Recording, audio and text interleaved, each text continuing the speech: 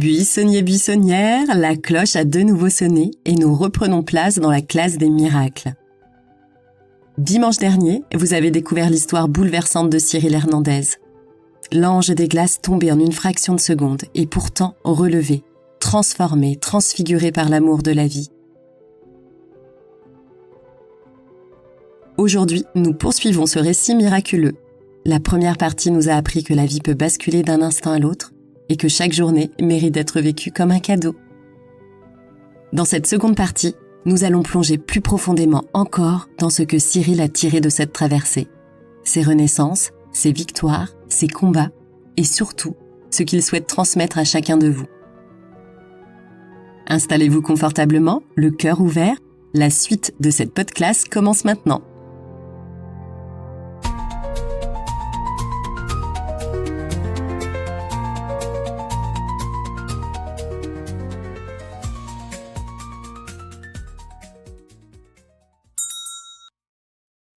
Je dirais de choix et d'envie. Ouais, et d'envie. Parce qu'avoir le choix, on peut avoir les choix, mais tout passe par l'envie, quoi. Donc voilà. Mais la vraie envie qui vient du fond de soi, quoi. Parce que des fois on a beau se dire j'ai envie, mais si au fond de soi c'est pas clair, c'est pas net et c'est pas si profond que ça, ça fonctionne. C'est quoi l'envie d'avoir envie qui t'a donné envie? C'est quoi qui t'a toujours poussé à avoir encore plus envie? C'est toutes les petites choses de tous les jours qu'on peut trouver. Il y a tellement de bonnes choses, de choses positives, de choses qui font du bien. Il y a tellement de plaisir dans la vie. Il y a tellement de belles choses que je pense qu'on peut s'enrichir de tout ça pendant toute la journée, quoi. Est-ce que ça aussi, ça a changé ton rapport avec le monde, ton ressenti, ton don de l'émerveillement, tu vois? Est-ce que ça s'est accentué? Est-ce que tu sens que après cet accident et toutes ces années de réhabilitation à la vie, est-ce que tu penses que ça t'a rendu plus sensible? Ouais, après, je suis quelqu'un de fort mais de sensible aussi, vraiment de super sensible, même si je le montre pas. Mais une chose que j'ai réalisé instantanément avec cet accident, c'est que ma vie elle a basculé en une fraction de seconde, quoi. Donc quand on vit quelque chose comme ça d'aussi fort, c'est dingue. Je pense qu'après les choses elles dérangent un peu moins, quoi, toutes les autres choses, quoi.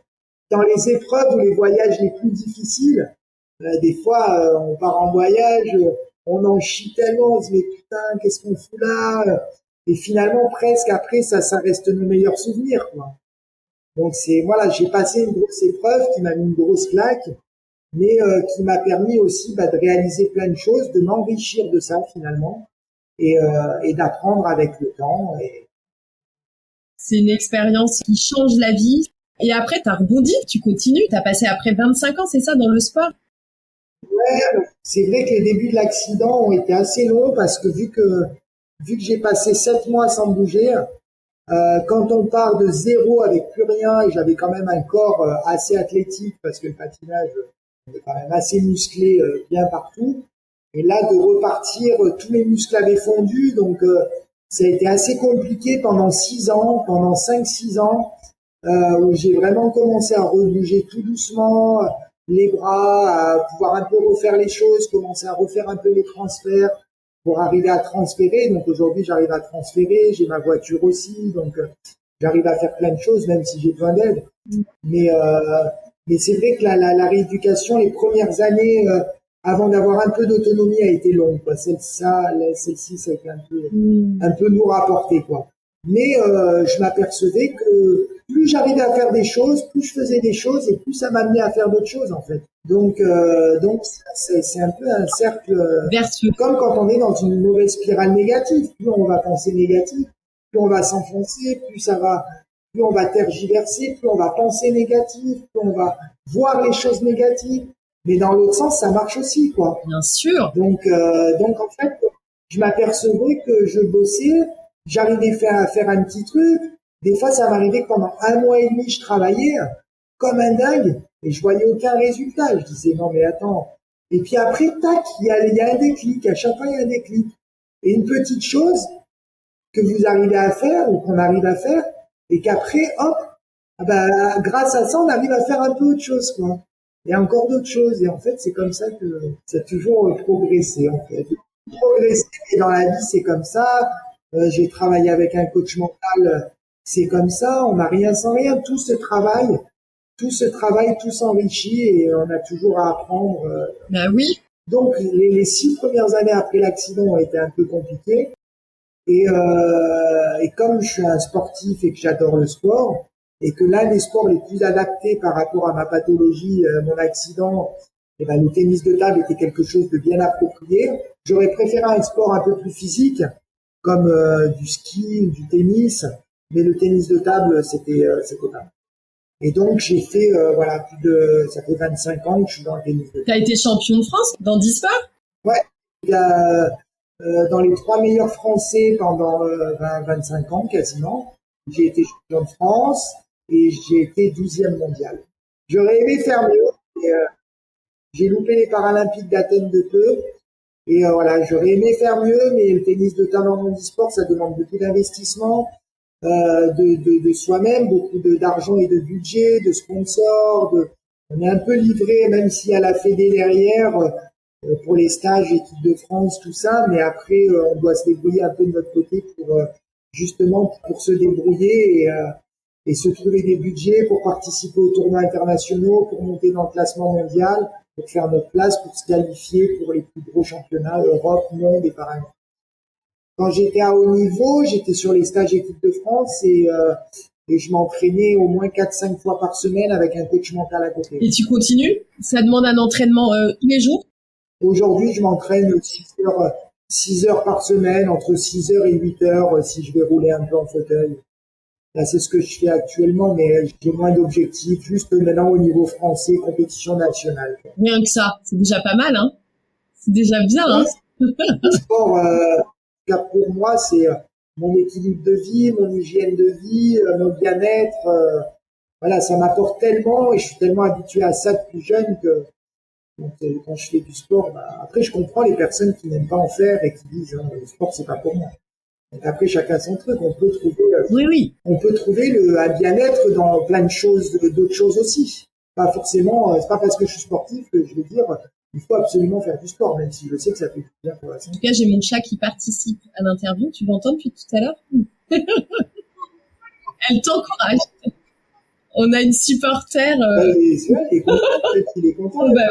Voilà. Est-ce qu'il y a un match, une victoire ou une défaite qui a encore changé des choses dans ta vie? Chaque moment de victoire ou de défaite, c'est juste un enrichissement de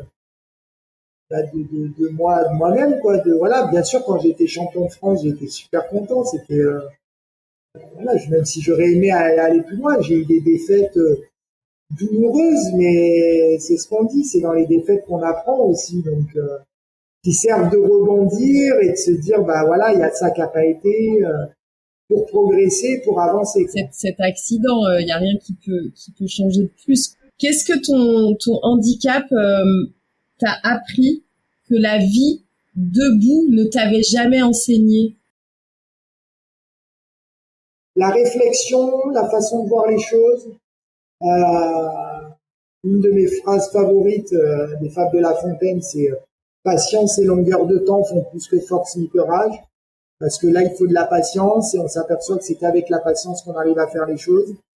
L'envie, la façon de voir les choses, le ressenti, l'observation, ça m'a développé tout ça, quoi. Même si je pense que c'est des choses que j'avais quand j'étais valide, mais ouais, je pense que c'est comme toute personne, quand on a un handicap, on va compenser, on va développer d'autres choses. Bien sûr, bien sûr. Comme quoi le cerveau, il peut, quoi. Bien sûr. Mais là, en l'occurrence, il le fait par obligation. Mais ça veut dire que si on voulait le conditionner à le faire, et on pourrait, quoi. Bien sûr. Parce qu'il est capable de le faire. Et oui, tout à fait. Donc voilà. Mais par obligation, eh ben, voilà, souvent, il s'y met un peu plus facilement. Tu dis souvent, Cyril, ne pas lâcher. Ne pas lâcher. Concrètement, ça veut dire quoi pour toi au quotidien? Ne pas lâcher, ça veut dire pour moi faire les choses jusqu'au bout. Quand on décide quelque chose, j'aime pas faire les choses à moitié. J'essaye de pas faire les choses à moitié. Et quand je fais quelque chose, j'essaye de le faire à fond. Pour moi, ne pas lâcher, ça veut dire du moment qu'on entreprend quelque chose, aller jusqu'au bout. Peu importe qu'on réussisse ou qu'on échoue, mais on regrette pas si on a fait la chose à fond, même si on a échoué. C'est ce que j'ai appris. Quand on fait pas les choses à fond, on va se dire oui, mais j'aurais pu faire mieux, oui, mais si j'avais fait ça. Que si on est conscient de nos propres capacités et qu'on a tout donné pour faire la chose à fond et qu'on a échoué, bah pour moi c'est pas grave, quoi. Ouais, c'est clair, on n'a pas de regrets. Au moins, on a tout donné, on va jusqu'au bout. Et après, On a des regrets quand on fait pas les choses. mais c'est clair. Je suis d'accord.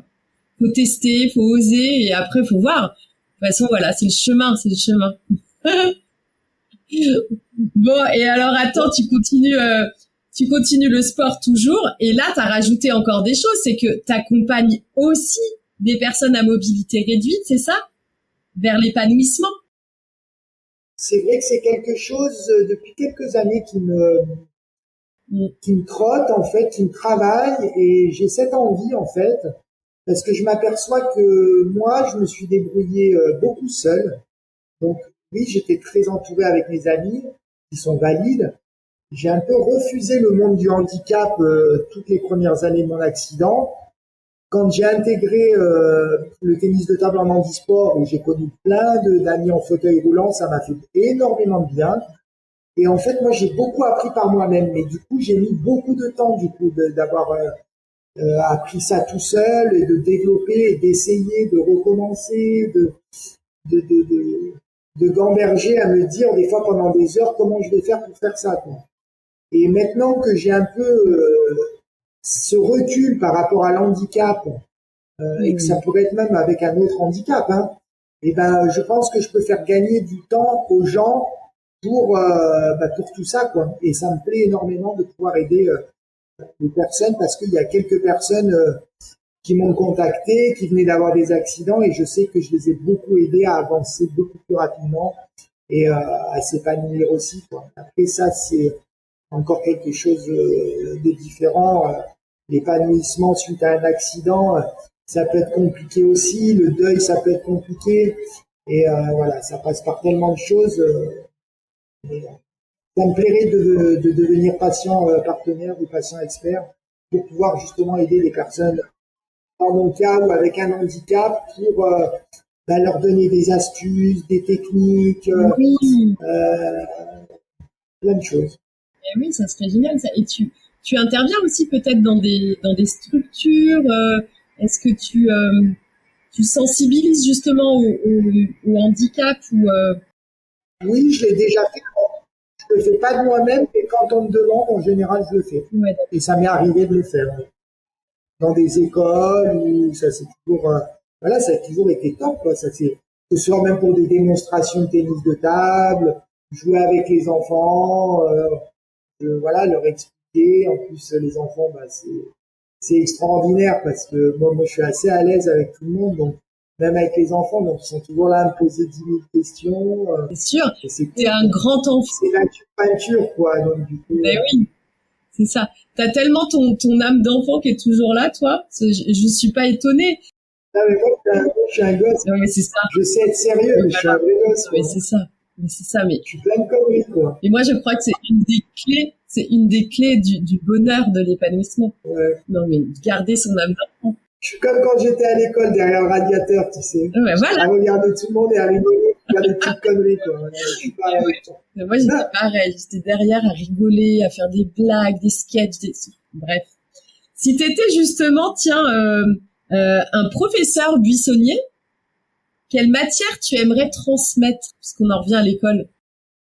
Ouais, c'est vrai, ouais. Après, avec le recul, vu que je parle quand même pas trop mal anglais, Ah oui. c'est quelque chose qui me plairait peut-être, ou j'y ai déjà pensé. Donc l'anglais, oui. Et oui, bien sûr, le sport, l'art, ouais, un peu toutes les matières où je me sens à l'aise avec, ça me plairait Et le coaching mental? aussi. Ouais, ça c'est quelque chose Ouais. que j'ai beaucoup appris et notre santé mentale est tellement importante que là-dessus j'aimerais bien aussi pouvoir aider des personnes qui en auraient besoin. En tout cas, moi, je te le souhaite et je me mets à la place de toutes les personnes que tu pourras accompagner. Mais quel bonheur! Tu devrais être ministre de la joie. Si j'étais président, moi, je te prendrais comme ministre de la joie. Pas mal, non? Tu la connais, là? Ah, c'est gentil. Ah ouais. Ça me plaît bien. Ouais. Écoute, j'espère un jour. Mais Hein. c'est vrai que la prise de conscience et la santé mentale et tout ce qui est respiration, c'est tellement important. Et arriver à baisser son courant mental, quoi, parce que à l'heure actuelle, on vit dans un monde de dingue où on est embarqué par tout, par toutes les émotions, par toutes nos pensées. Et quand on arrive à baisser un peu ça, et ben, on arrive à trouver une vie un peu plus paisible, quoi. Surtout pour revenir aux sources et aux choses essentielles qui nous font du bien et qu'on a envie, quoi. Surtout. Ouais, c'est ça. Et Cyril, si je te dis le mot miracle, qu'est-ce que ça évoque pour toi? Miracle, moi, miracle, c'est d'être là, quoi. C'est la vie pour moi. Miracle, c'est la vie pour moi. C'est de participer déjà à cette aventure. Et je me lève, je vois le soleil, je vois le jour, je suis content, quoi. C'est un miracle. Tu sais, je me suis amusée avec le mot miracle et si on le décortique un peu en langage des oiseaux, allez, on va dire en langage des petites fées, tu sais, le miracle, c'est la lumière et en fait, c'est la clé de la lumière en soi. C'est ça un miracle. Ouais, voilà, ouais, bah ouais, en fait, c'est ça, peut-être ça s'apprend, peut-être je l'ai enrichi instinctivement, mais voilà, c'est cette joie, cette lumière intérieure qui aussi, bah, avec ce que j'ai vécu, le fait d'être parti, d'avoir vu la lumière, d'être revenu à la vie, où finalement c'est pas nous qui décidons directement, j'ai l'impression, donc je sais pas, je suis croyant, mais je sais pas ce qu'il y a derrière tout ça non plus. Mais la vie est tellement surprenante que voilà, être habité de cette joie, de toutes ces bonnes choses, et c'est ça le plus important, quoi. Qui nous fait du bien, qui fait du bien et qui m'enrichit, quoi. Si tu pouvais glisser une phrase dans le cahier de texte de tous les élèves de la Haute École Buissonnière, une phrase, laquelle serait-elle? Si tu devais glisser une phrase dans tous les cahiers. Fais ce que tu peux avec ce que tu as. C'est beau. C'est hyper beau. Toi, tu le fais bien. Et comme je peux avec ce que j'ai, je suis comme je suis et j'essaye de m'enrichir et d'apprendre, de continuer à apprendre et de m'enrichir. Et alors, qu'est-ce qu'on peut te souhaiter là justement avec toute cette expérience incroyable sur la vie? Qu'est-ce que tu vas en faire là dans les semaines, les mois, les années à venir? J'ai des projets, après j'adore avoir des projets, ça fait avancer, mais comme je te disais, moi ma vie elle a basculé en une fraction de seconde. Donc demain, je sais pas, tu vois. Donc oui, j'ai des projets, je suis pas là à m'en foutre de tout, bien au contraire. J'ai envie de faire plein de choses, mais voilà, encore des expressions qui ressortent. Mais quand on dit à chaque jour suffit sa peine, fais déjà ce que tu as à faire dans ta journée. Enrichis-toi de bonnes choses, voilà, et des projets pour avancer. Et Tu crois pas qu'on pourrait la modifier cette expression? Chaque jour sonore de joie, tu vois? exactement, ouais. Hein? Ouais, c'est vrai, exactement, mais t'as raison, en fait. Tu vois? Ouais, c'est vrai que c'est moi, je défonce sur des expressions comme ça, mais Qu'est-ce qu'on pourrait dire à la place? à chaque jour suffit sa joie. Ouais, Là, à chaque jour jour suffit sa joie. C'est parfait, ça. Ouais, c'est parfait ce que tu as C'est dit. ça qu'on va écrire Voilà, aussi. exactement. Mais bien sûr. Voilà.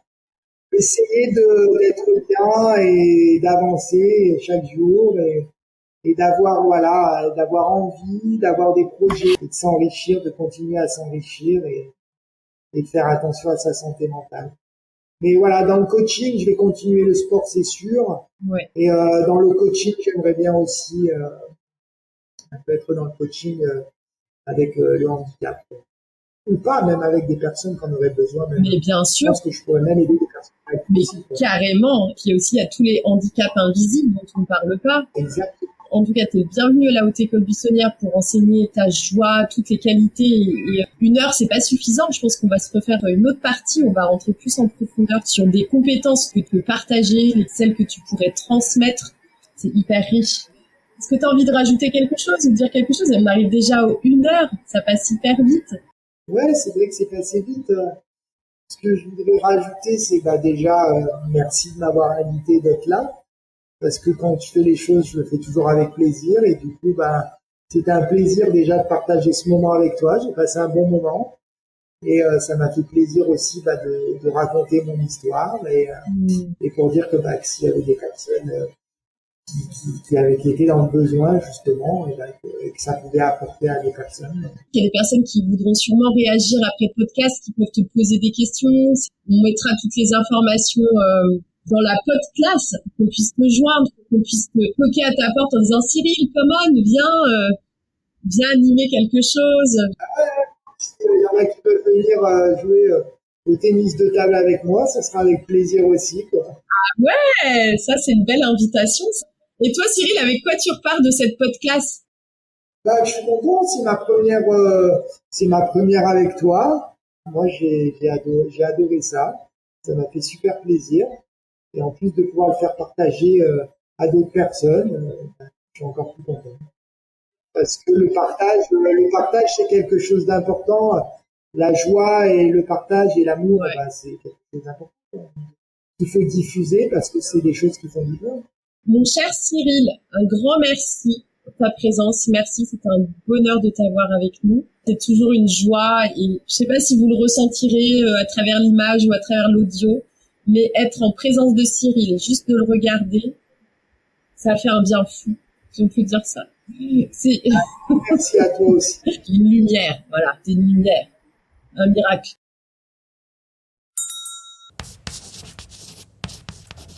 À vos cahiers, buissonniers-buissonnières, petit exercice de coaching. Nous l'avons vu avec Cyril, la vie peut basculer en une fraction de seconde. Parfois, nous l'oublions. Et dès lors que nous en reprenons conscience, une question s'impose. Comment choisis-tu de passer ta journée à l'instant même? Chaque jour est un cadeau merveilleux, une occasion de renaître à soi et au monde. Et toi, si la vie basculait en une fraction de seconde, qu'est-ce qui resterait d'essentiel? Quand as-tu vu pour la dernière fois un petit miracle? Un moment improbable mais porteur de sens. Et comment l'as-tu accueilli? Qu'est-ce qui dans ta vie aujourd'hui te semble banal mais pourrait être vu comme miraculeux si tu le regardais autrement? Quelles forces intérieures t'ont déjà aidé à traverser une épreuve? Et si c'était là tes miracles silencieux? Quelle est la part de toi qui, même dans les chutes, trouve toujours le moyen de se relever? Et si tu devais remercier la vie pour 3 miracles déjà reçus, quels seraient-ils? Et enfin, comment peux-tu, dès aujourd'hui, t'ouvrir à l'idée que chaque journée est un cadeau et la vivre comme telle?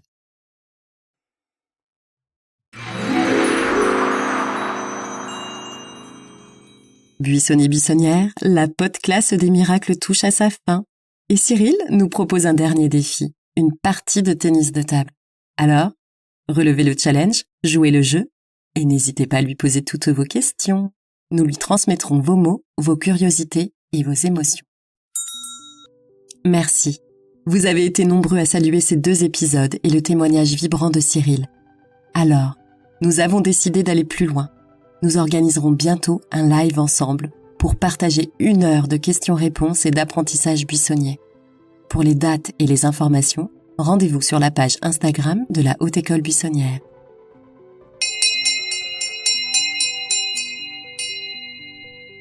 La cloche a retenti, il est temps de refermer la classe des miracles.